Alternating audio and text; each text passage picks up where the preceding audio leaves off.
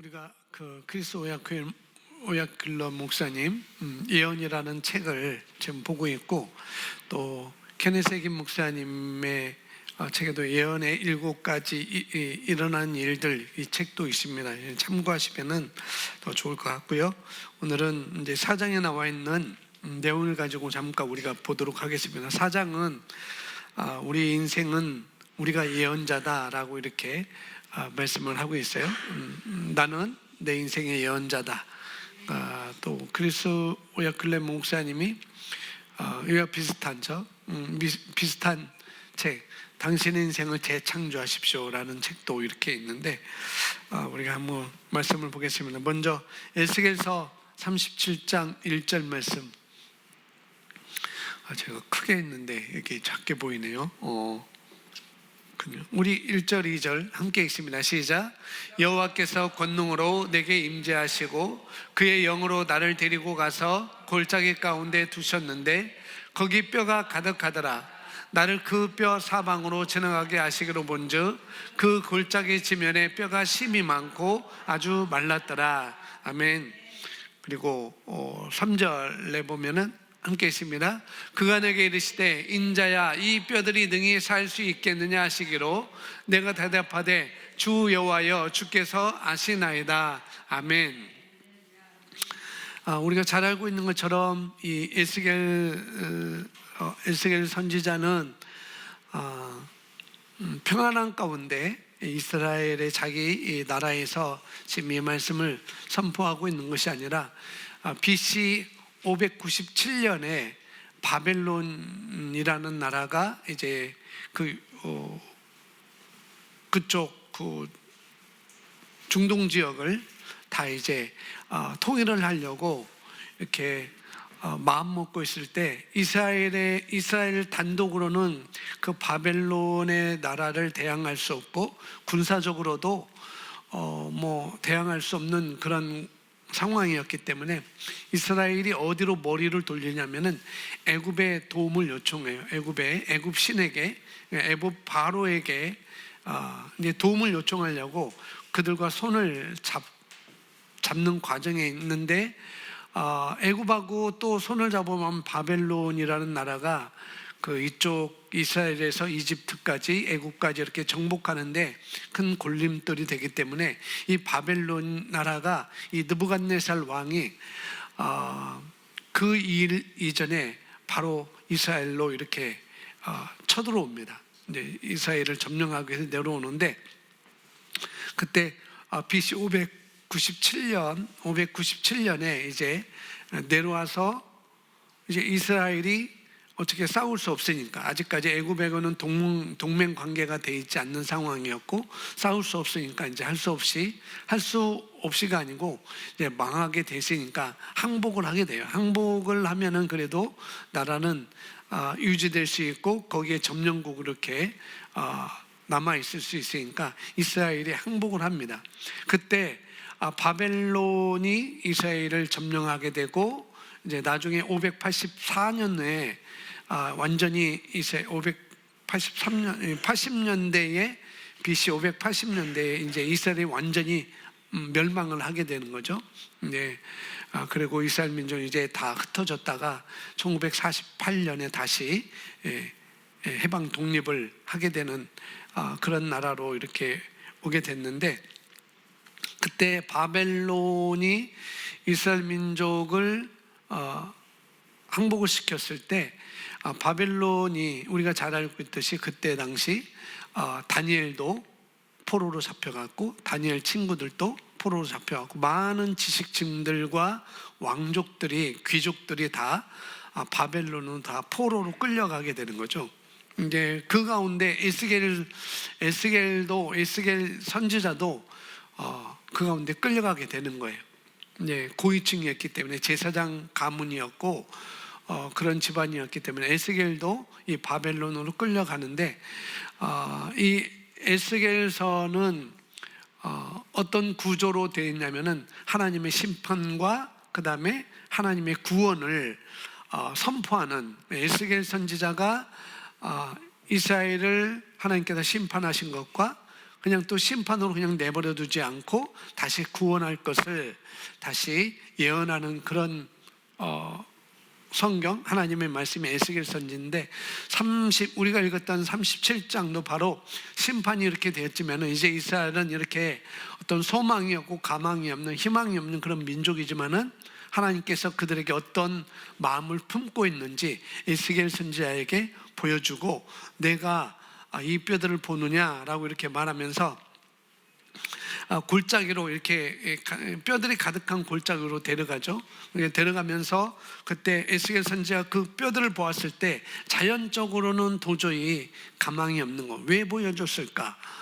이 뼈들에게 왜 하나님께서 인도했을까? 알 수도 없었던 것이죠.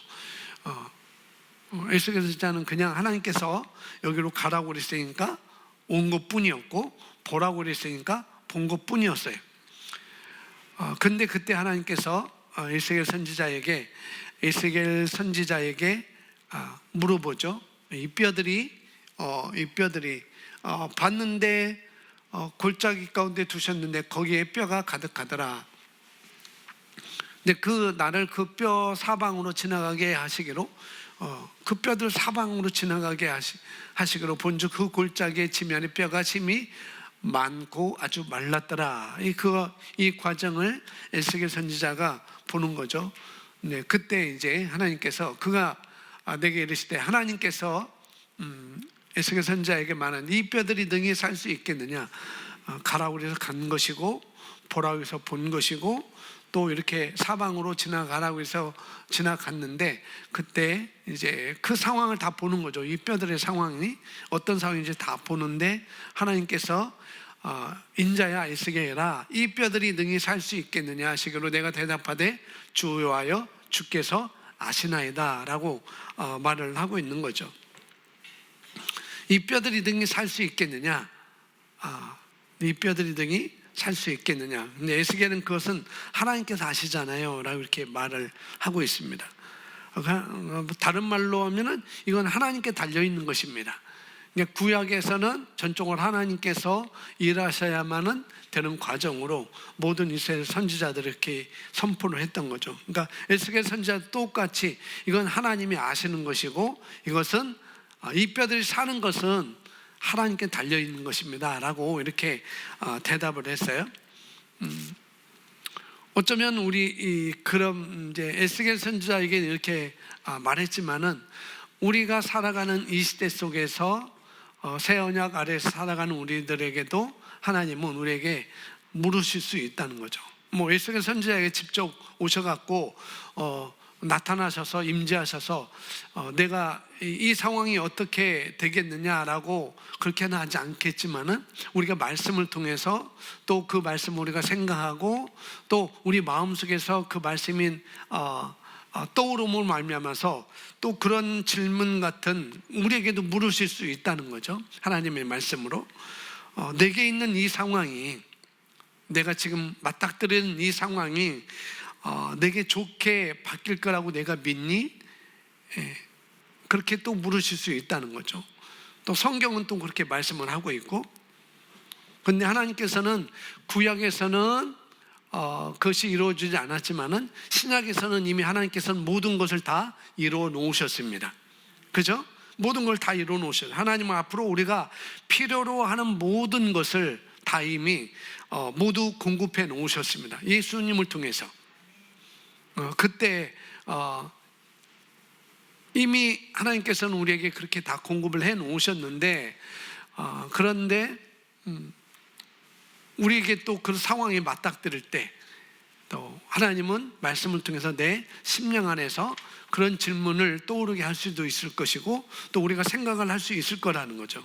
근데 우리가 그것을 믿을 수 있을 거야. 하나님께서 이미 모든 것을 다 이뤄 놓으셨지. 그리고 하나님은 나의 모든 필요를, 우리가 주일날 빌립보서 4장 13절 19절에 나와 있는 것, 우리의 모든 필요의 공급자가 하나님이라는 것, 또 우리의 소원을 두고 일하신다는 하나님, 그리고 그 풍성한 대로 채우시는 그 하나님, 이 2장에서도 나오고 4장에서도 나오는데, 그런 것도 우리가 알고 있고 또 믿는데도 불구하고, 근데 그것이 현실의 우리 현실의 삶에서 나타나지 않을 수도 있다는 거죠. 그죠? 아직까지 나타나지 않을 수도 있어요. 이미 공급해 놓으셨는데, 그럴 때에도 우리는 계속해서 말씀에 맞춰서 그 말씀에 근거해서 새롭게 나의 생각을 해 나가야 된다는 거죠. 이미 이뤄 놓으셨다는데 왜 내가 그런데 나에게는 왜 그것이 이루어지지 않았지? 그럴 수 있어요. 그렇지만은 우리가 할 일은 그럴 때에도, 그때에도, 그런 상황이 맞닥뜨렸을 때도, 내가 그것이 의심이 될 때도 계속해서 말씀에 맞춰 생각을 새롭게 해 나가야 되는 것은 저와 여러분의 할 일이라는 것입니다. 왜냐하면 하나님의 말씀은 역사합니다. 아멘. 여기서 하나님의 말씀은 역사했죠. 이 시대에 살고 있는 우리에게도 하나님의 말씀은 역사합니다. 그래서 하나님의 말씀은 살아있다고 말씀하셨고, 하나님의 말씀은 운동력 있다고 말씀하고 있죠. 그래서 다만 이제 하나님의 말씀은 살아계시고 하나님의 말씀은 역사하는데, 다만 생각을 새롭게 하는 것은 우리의 시간이 걸리는 과정이 있다는 거예요. 이미 다 이뤄 놓으셨다는데, 그런데 그런 것들을 그 생각을 이미 모든 필요를 공급해 놓으셨는데, 그 생각을 내가 새롭게 하는 것은, 말씀으로 새롭게 하는 것은 시간이 걸리는 과정이 우리에게 남아있다는 거예요. 한 번에 딱 되면 좋겠지만 그런 과정이 있는 것이죠. 그래서 그런데 에베소서 1장 9절 말씀, 20절 말씀 함께 읽어볼까요? 그의 힘의 유력으로 역사하심을 따라 믿는 우리에게 베푸신 능력이 지극히 크심이 어떠한 것을 너희로 알게 하시기를 구하노라. 그의 능력이 그리스도 안에서 역사하사 죽은 자들 가운데서 다시 살리시고 하늘에서 자기의 오른편에 앉히사. 아멘. 자, 우리가 예수님을 영접하고 우리가 거듭난 바로 그 순간, 예수님은 여기서 말씀하는 것처럼 죽은 자 가운데서 살리신 그 능력을 하나님께서 저와 여러분 안에 다 넣어 놓으셨다는 거예요. 이미 하나님은 예수님을 죽은 자 가운데서 살리신 그 능력을 우리의 거듭난 영 안에 다 넣어주셨습니다. 그래서 우리가 할 일은 이미 은혜로 공급된 것이 무엇인지 우리가 깨달아야 되는 것이고, 하나님께서 나에게 이뤄놓으신 것이 무엇인지를 먼저 깨달아야 되고요, 또 그것을 믿음으로 우리 혼과 우리 몸으로 우리 혼의 영역에 또 우리 몸의 영역에 풀어놓는 법을 우리가 또 배워야 되는 것이죠. 이미 이뤄놓으신 것을 내 혼적인 그런 감정적인 그런 영역에, 혼적인 영역에 풀어놓는 것, 또 우리 육신의 우리 몸의 영역에 풀어놓는 것은 우리가 어떻게 해야든지 계속해서 우리가 배워나가야 되는 것이죠. 우리는 모든 것이 하나님께 달려 있습니다 라고 생각할 수 있어요. 네, 율법적인 접근이 바로 그런 접근이고, 십자가의 완전성도 그런 것으로 달려 있습니다. 그러니까 모든 것이 하나님께 달려 있다고 생각하죠. 에스겔은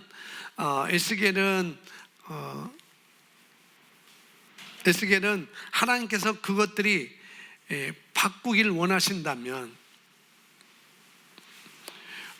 그가 내게 이르시되 인자야 이 뼈들이 등이 살 수 있겠느냐 하시기로 내가 대답하되 주여 주께서 아시나이다. 이 말이, 에스겔은 하나님께서 그것들이 바뀌길 원하신다면 그렇게 될 것이지만 하나님이 원치 않으면 있던 그대로 남아있을 것입니다 라고 이렇게 또 말한 것이죠. 하나님이 그렇게 될 것이지만 또 원치 않으시면 또 그대로 남아있을 것입니다. 자, 에스겔은 지금 하나님을 움직이게 하는 자신의 능력을 믿는 대신 하나님의 은혜를 믿었던 것입니다. 자신의 능력보다도 하나님의, 여기 3절은 자신의 어떤 능력보다도 하나님의 능력을 더 믿었던 거죠. 잘못된 건 아니었습니다. 이제 그런 에스겔에게 4절부터는 뭐예요? 이제 내가 말하라. 이제 모든 것이 물론 나의 능력이지만 하나님의 내가 믿는 나 여호와의 능력이지만 내가 그렇게 고백했지만은 이제 하나님 이 모든 것을 움직이게 하는 분은 하나님의 능력이십니다. 내 능력이 없습니다. 나의 능력은 없습니다 라고 이건 하나님의 은혜를 믿었지만은 이제 4절부터는 이제 그 은혜를 통해서 이제 내가 그 뼈들에게 예언하라고 대언하라고 그 하나님의 능력을 에스겔에게 어떻게 하냐면 이양을 해주는 거예요. 이양 말고 또 뭐라고 하죠? 뭐 양도도 좋겠고요. 그렇게 하신 거예요. 그래서 에스겔이 그걸 믿고 이제 하나님이 하시는 일을 나에게 명하셨으니 내가 그대로 말씀에 맞춰 내 생각을 새롭게 해서 그 말씀에 따라서 내가 해나가면 되는 거구나. 이 3절까지는 그런 마음을 새롭게 하는 과정이 시간이 걸리게 된 것이죠. 그리고 4절부터는 이제 그 시간이 걸리는 과정 속에서 이제 하나님의 능력을 믿고 하나님께서 어떻게 하시기를 믿고 하나님의 은혜가 있으니까 말씀하셨다면은 그건 된다는 것을 이제 에스겔 선지자는 그렇게 알고 그렇게 시작을 하는 것이죠. 그래서 에스겔은 그랬어요. 이 일은 하나님을 움직여야만 되는 일이야. 자신의 능력보다도 자신의 어떤 힘보다도 이건 하나님의 능력이 필요한 것이고 하나님의 힘이 필요한 것이지 나에게 달려있는 건 아니지 라고 여기까지는 3절까지는 그렇게 생각을 했던 것이죠. 그러나 에스겔은 그랬어요. 그리고 4절부터는 이제 생각을 새롭게 해서 그 말씀에 따라서 그대로 말씀을 따라서 행하는 것을 볼 수가 있습니다. 자, 새 언약 아래에 있는 거듭난 새 영을 가진 우리는 이제 하나님을 움직이게 할 필요가 없다는 거예요. 에스겔처럼 이건 하나님이 하셔야 돼요 라고 할 필요가 없다는 것입니다. 왜냐하면 이미 하나님은 모든 것을 다 해결해 놓으셨고 이미 우리의 모든 필요를 하나님께서 다 공급해 놓으셨기 때문에 이제 하나님의 할 일은 없는 것이고 이제 우리가 은혜로 그 믿음을 내 삶 가운데 믿음을 더 활용하고 믿음을 더 활성시키는 일이 우리에게 남아있는 거라는 거죠. 자, 신앙생활은 은혜와 균형의 그 책에서 그 앤드류 목사님 책에서 신앙생활은 뭐냐? 신앙생활은 하나님을 일하시도록 만들려는 것이 아니라 신앙생활이 뭐냐라고 이렇게 질문하면서 그 신앙생활은 하나님을 일하시도록 만들려는 것이 아니라 신앙생활은 하나님의 말씀으로 우리의 생각을 새롭게 하는 것이다 라고 쓰여져 있어요. 하나님이 일하시도록 하는 것이 아니라 뭐예요? 하나님의 말씀으로 우리의 생각을 새롭게 하는 것, 그것이 바로 신앙생활이라는 거예요. 우리가 교회 나오면서 우리가 예수님 믿고 지금까지 오면서 신앙생활이 뭔지를 적어 놓은 것이죠. 어떻게 해요? 이미 이루어 놓으신 것들을 현실로 나타내는 것을 우리가 경험하는 것입니다. 하나님의 말씀으로 우리의 생각을 새롭게 하는 것이고 또 그 하나님의 말씀을 이미 이뤄 놓으신 것들을 우리의 혼적인 영역에 우리 육신적인 영역에 나타내는 것을 경험하는 것이 바로 신앙생활이라는 것이죠.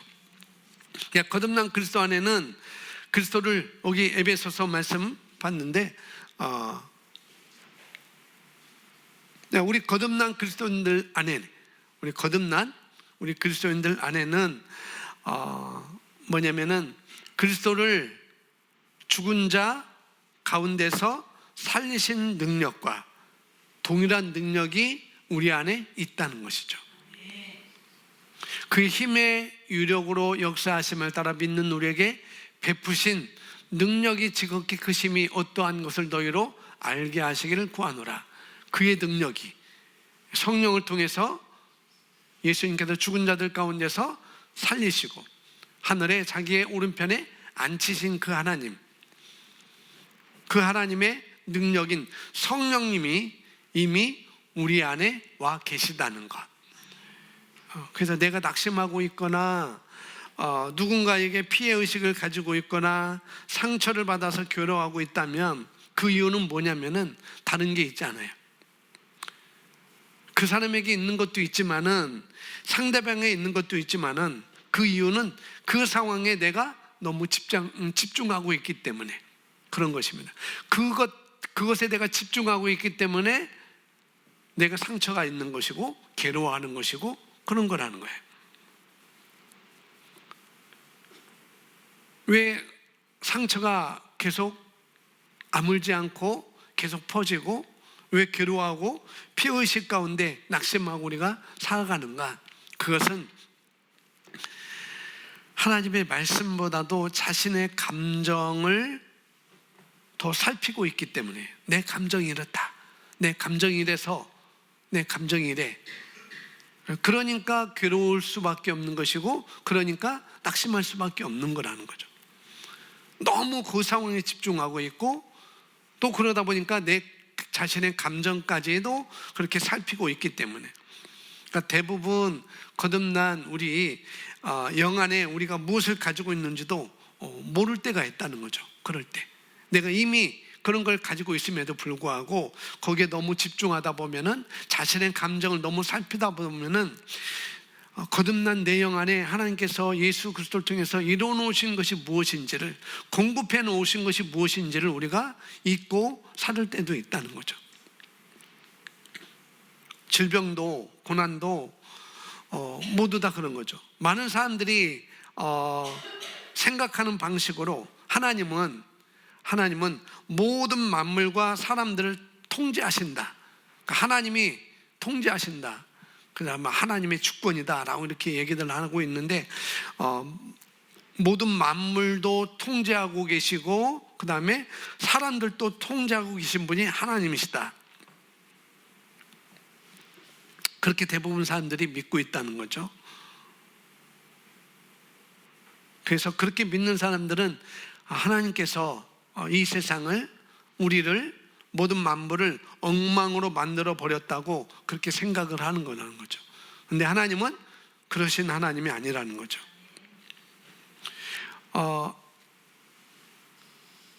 앤드류 목사님 은혜와 균형 안에서 살아가기, 그 책에서 이런 말씀이 있어요. 어제도 그런 것들 나누기도 했었는데 질병이라는 것, 고난이라는 것, 그런 것이 하나님께서 주셨다고 한다면 어떤 사람들은 이렇게, 이 질병을 하나님께서 주셨지, 이 고난도 하나님께서 주셨지, 또 그걸 내가 받아들이고 내가 그것을 감수를 해야 되지라고 생각하는 사람들이, 많은 그리스도인들이 그렇게 생각한다는 거죠. 그런데 그렇게 생각하면서 거기서 얘기해요. 왜 약국에 가지? 왜 병원에 가지? 이게 하나님께서 주셨다고 하는데 그러면 감사함으로 받아야 되는데 왜 약국에 가는 거예요? 이 질병을 하나님이 주셨는데 그냥 받아들이면 되지 왜 나으려고 약국에 가고 왜 나으려고 병원에 간다느냐? 하나님이 주셨는데 그냥 갖고 있어야 되죠. 근데 그렇지 않다는 거죠. 그렇게 자기가 말하고 그렇게 생각함에도 불구하고 그걸 나으려고 하나님이 주셨는데 감사하고 내가 끝까지 내가 붙들고 가야 되고 감당하고 가야 되는데 그렇지 않다는 것이죠. 그래서 하나님께서는 모든 것을 통제하지 않으신다는 거예요. 사실은 나 자신이 내 삶을 통제하고 있는 것이지 하나님이 우리 자신을 통제하고 있는 것은 아니라는 것입니다. 그래서 많은 사람들은 자기들의 인생의 키를 마귀에게 그냥 내어드리는 그런 삶을 사는 것을 볼 수가 있습니다. 예측에 보면 케네스 해긴 목사님께 어떤 한 여인이, 아들을 둔 한 여인이 찾아왔어요. 그 아들은 15살인데 그 아들을 위해서 기도해 달라고 케네스 해긴 목사님께 찾아왔는데, 해긴 목사님은 그 어머니에게 나의 기도가 전혀 효력이 없을 것입니다. 이 어머니는 자기 아들을 위해서 핵임 목사님이 기도하면 효력이 있다는 것을 믿고 아들을 위해서 기도해 달라고 데리고 왔는데, 핵임 목사님은 그 소리를 듣고 아닙니다, 나의 기도가 전혀 효력이 없을 것입니다 라고 이렇게 말했다는 것이죠. 그러니까 아니, 목사님이 기도하면 다 낫고 다 해결되고 다 번성하고 형통한 삶을 사는 것을 내가 봐왔는데 왜 나의 아들을 위해서 기도해 달라고 하는데 왜 목사님은 목사님의 기도에 효력이 없다고 하죠? 효과가 없다고 하죠? 이 여인이 목사님께 그 이유를 묻자 핵임 목사님은 그랬대요. 제가 당신의 아들을 위해 기도해도 당신이 그것을 무효화시킬 것입니다. 내가 당신의 아들을 위해서 그렇게 기도를 하겠지만, 그렇게 하더라도 당신이 그것을 무효화시킬 거예요. 그 기도를 무효화시킬 것입니다 라고 그렇게 말했다는 거죠. 왜냐하면 이 여인은 계속해서 자기 아들이 어떻게 될 것이고 나쁘게 될 것이고 나쁜 친구들과 어울릴 것이고 또 그렇게 되면 결국에는 소년원에 갈 것이고 감옥에 갈 것이고 그 인생은 망치게 될 것입니다 라고 계속 말했다는 거죠. 그래서 핵임 목사님이 당신의 그 말 때문에 당신의 자녀를 향한 그 말하는 것 마치 욥처럼, 욥은 자녀들 위해서 자녀들이 파티를 열고 하면은 일어나지 않은 일을 두려워하고 그들 위해서 제사를 드리고 그랬잖아요. 결국은 그 일로 인해서 그가 욥이 두려워하는 그 일을 그대로 일어난 것처럼 이 여인도 똑같다는 거죠. 내 아들은 이렇게 살다가 나쁜 친구들을 만나게 될 것이고 그러다가는 소년원에 갈 것이고 아무것도 하지 못할 것이라고 계속 이 엄마가 그렇게 말해왔다는 거예요. 그래서 핵임 목사님은 그 아이를 위해서 기도해봤자 아무 효력이 없다고 말했다는 것이죠. 우리가 예언이라는 것, 대언이라는 것을 우리가 말씀을 수요일마다 공부하고 있는데, 우리가 어떤 일을 예언한다 할지라도 그걸 계속 지속적으로 우리가 붙들지 않으면은, 우리 마음을 새롭게 해서 시간이 걸리는 그 과정이 있는 것을 생각하고 그걸 붙들지 않으면은 여전히 중간중간 어떻게 해요? 나쁜 것을 또 심고 그렇기 때문에 결국은 그 예언이 안 될 수도 있다는 거예요. 효력이 없을 수 있다는 거죠. 그래서 이 여인이, 이 엄마가 그 소리를 듣자마자 핵임 목사님이 내가 기도해줘도 그 효력은 없을 것입니다. 왜냐하면 당신은 당신의 자녀를 위해서 늘 부정적인 안 좋은 것, 두려워하는 것, 염려하는 것을 계속 자녀에게 심기 때문에, 당신 자신에게 심기 때문에 그 일은 안 이루어질 것입니다 라고 말할 때 그 소리를 듣자마자 이 여인은 자신의 아들을 위해서 어떻게 해요?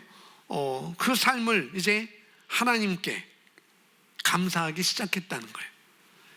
이제 내 아들은 이런 삶을 살 것이고 그렇게 살지 않을 것이고 내 아들의 삶에 대해서 하나님께 감사합니다.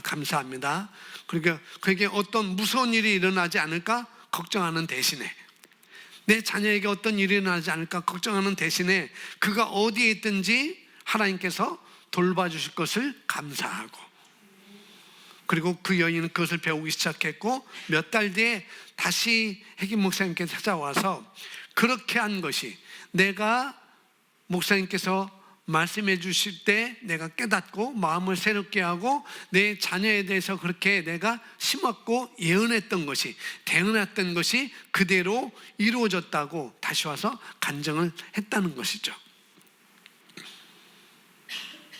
뭐냐면은 말하고 보라는 것입니다. 말하고 보고 그렇다면 우리는 그것을 갖게 될 거라는 거죠. 이 여인이 그랬어요. 처음엔 그러지 못했지만 이제는 하나님의 말씀에 비추어서 하나님께서 내 자녀에 대한 어떤 마음을 갖고 계신지, 마치 마른 뼈들에게 하나님의 마음이 어디에 있는지 라고 있는 것처럼 이 여인이 그 마음을 가졌던 것이죠.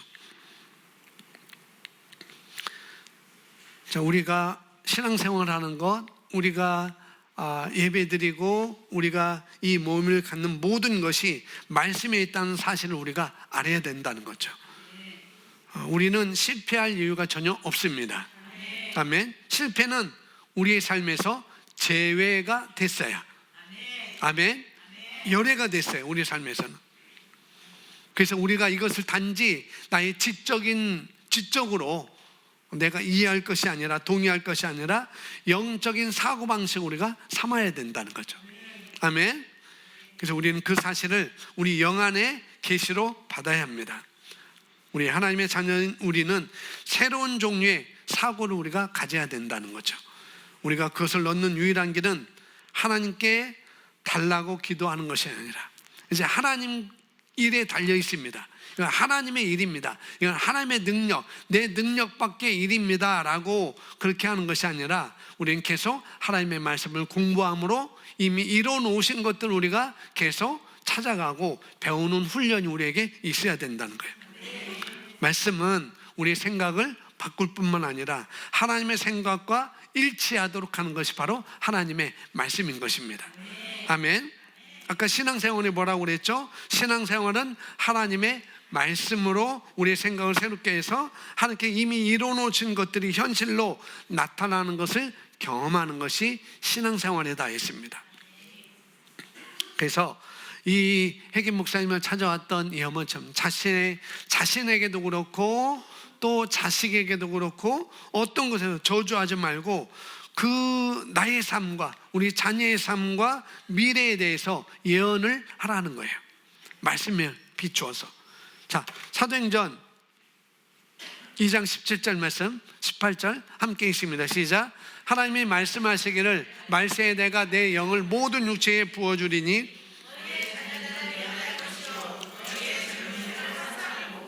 너희 늙은이들은 꿈을 꾸리라.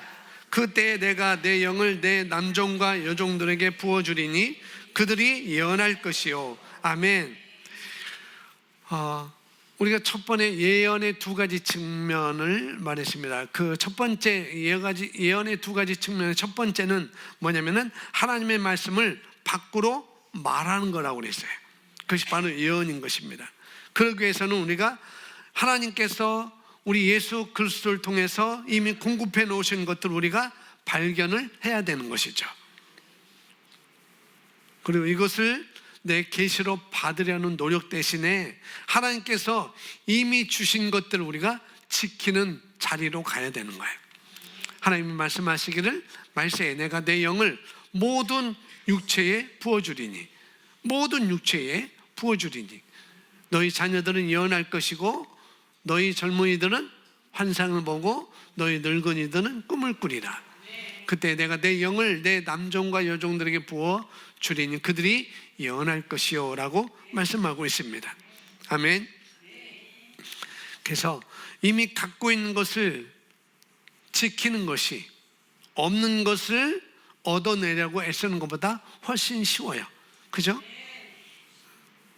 이미 가지고 있는 것 지키는 것이 쉬울까요? 없는 것을 자꾸 얻어내려고 하는 것이 쉬울까요? 이미 가지고 있는 것을 지키는 것이 더 쉽겠죠.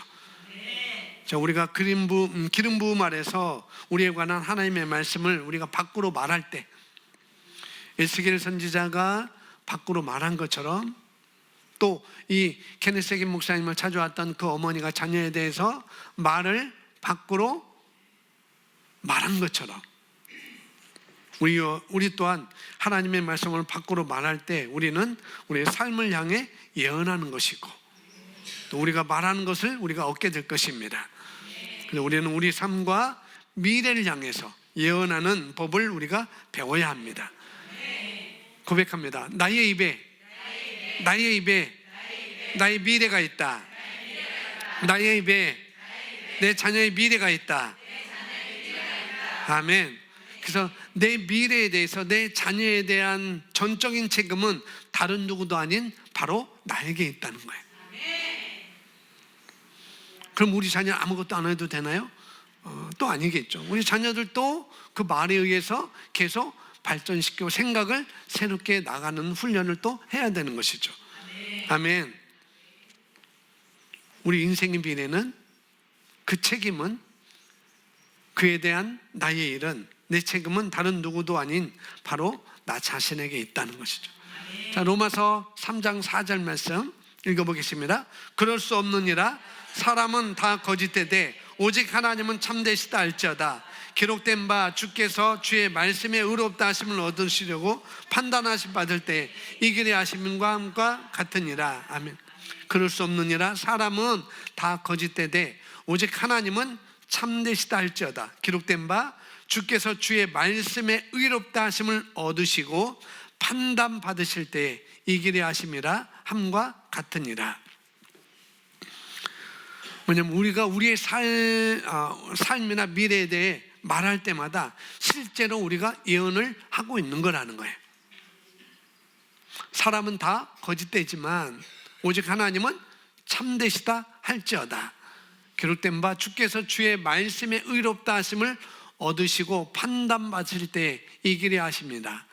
하나님의 말씀을 의롭다함을 얻으시고, 우리는 이미 하나님께서 우리에게 모든 것을 다 공급해 놓으셨습니다. 아멘. 우리가 거기에 대해서 하나님은 내 삶에 대해서, 내 미래에 대해서, 내 자녀의 미래에 대해서 이미 다 공급해 놓으셨지, 그렇게 말할 때마다 실제로 우리가 그것을 예언하는 거라는 거죠. 하나님께서 우리에 대해서 뭔가 말씀하셨는데, 나에 대해서 뭔가 말씀하셨는데, 내 자녀에 대해서 뭔가 말씀하셨는데 우리가 그와 다른 것이 말해왔다면 그것은 거짓말한 거라는 거예요. 사람들은 다 거짓되는데 오직 하나님은 참되시다. 하나님은 뭐하다고요? 참되시다는 거예요. 하나님은 나에게 이런 것을 너희를 위해서 다 해놓았어. 이미 그건 다 이루어졌어. 이미 그건 다 공급됐어 라고 말씀하셨는데, 그래서 하나님은 거짓된 분이 아니라 하나님은 참되시다는 거예요. 나를 위해서 뭔가를 해놓으셨다는 것, 해놓으실 거다도 아니고 이미 해놓으셨습니다. 왜? 하나님은 참되시기 때문에. 그런데도 불구하고 하나님은 너를 위해서, 너는 의로운 자야, 너는 모든 것을 다 필요가 채워졌어, 너는 내가 말하는 것 내가 가져올 수 있어 라고 말씀하셨는데, 그걸 다 말씀하셨는데 우리가 그와 다른 것을 말해왔다면 그건 하나님이 거짓말하는 자가 아니고 내가 거짓말을 한 거라는 거예요. 이해가 가시죠? 하나님은 좋으신 분이시고 선하신 분이시고 우리를 위해서 아들까지 내어주셨고 모든 것을 다 좋은 인생을 살도록 다 이루어 놓으셨습니다. 근데 내 인생은 왜 이렇게 쪽박이야? 그것은 우리가 거짓말하라는 거라. 하나님은 그렇게 살도록 내버려두지 않아요. 아무리 마른 뼈들, 사방으로 널려있는 마른 뼈들이라 할지라도 하나님은 살기를 원하셨고 군대를 일으키기를 원하셨다는 거죠. 그 일을 에스겔 선지자를 통해서 하게끔 하시고 보게 하시고 이루시게 하셨다는 거예요. 예수님을 통해서 우리에게 모든 걸 다 이루셨고 이제는 남은 것은 우리가 내 삶 가운데 내 미래를 향해서, 내 인생을 향해서 어떻게 해요? 내가 예언하는 그런 시간을 우리가 가져야 된다는 거예요. 하나님, 우리가 새로운 피조물이라고 말씀하셨습니다. 그렇습니까? 예, 하나님은 우리가 새로운 피조물을 말씀하셨어요. 그리고 잠언서 4장 18절에 하나님은 우리 의인의 길은, 저와 여러분 의인이잖아요. 죄인이 아니고 의인의 길은 돋는 햇살 같아서 크게 빛나 한낮의 광명이 이른다고 말씀하고 있습니다. 우리는 뭐냐면 우리는 영광에서 영광으로 더 빛날 것이고 우리는 앞으로 전진하는 삶이라고 말씀하셨는데, 근데 하나님, 나는 그렇게 느껴지지 않는데요? 지금 내 삶에 그것이 내게 이루어지지 않는데요? 나는 그렇게 생각하지 않는데요? 말씀은 그렇게 했지만 나는 그렇다고 생각하지 않습니다.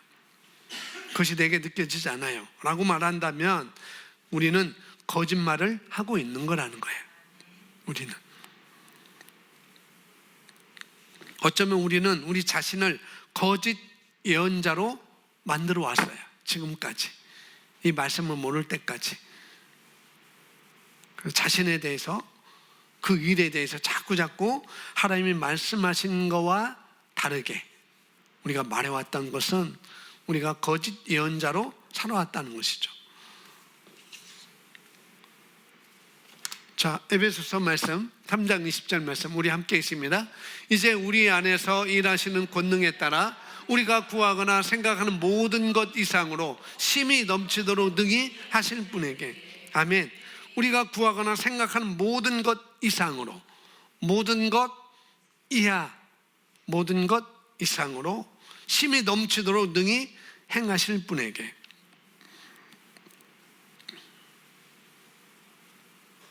우리 안에서 일하시는 권능에 따라서,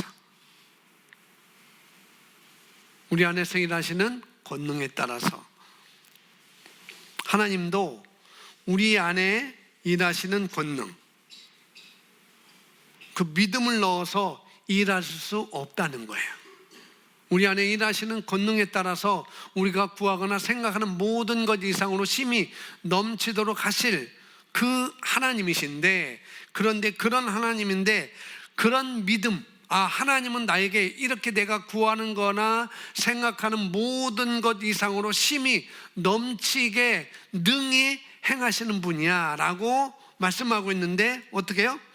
그 믿음을 갖지 않으면은, 그런 믿음을 갖지 않으면은 그것을 넘어서 일하실 수 없다는 거예요.